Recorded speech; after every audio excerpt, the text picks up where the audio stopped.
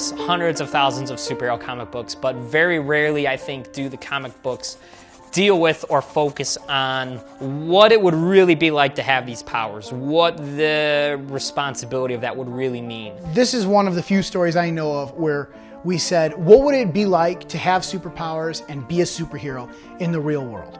A lot of people say, well, what are powers like in the real world? This was the show Heroes, which I loved and was very influential. Or they'll say, what's it like to wear a costume and be a vigilante in the real world? That was Kick-Ass. Rarely do I see, no, I have superpowers and then I put on a cape like a kid would. There are consequences to that. Not everyone wants your help. Not everyone's excited to see your help. And for someone who's naive, that's very hard to understand. We have the opportunity to tell a really good story that is a coming-of-age story that a lot of people, I think, can relate to, that doesn't get bogged down with all the hang-ups that you get with like the bigger companies.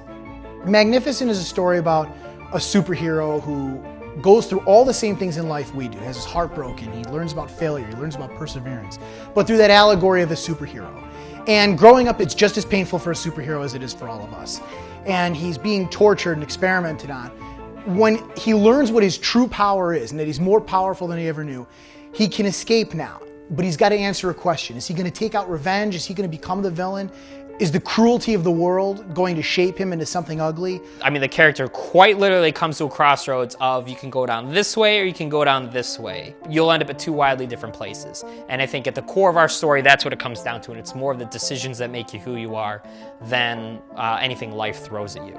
It doesn't matter if you've got superpowers. You're not immune to heartbreak. It doesn't matter if you wear a cape and tights. We all fall down sometimes. And then we all have to learn to get back up again the next day. The superhero allegory is just a fun and cool way to tell the story of a child becoming a man. With Magnificent, as with the comic book store, we want to put out our very best. We don't want to half-ass this.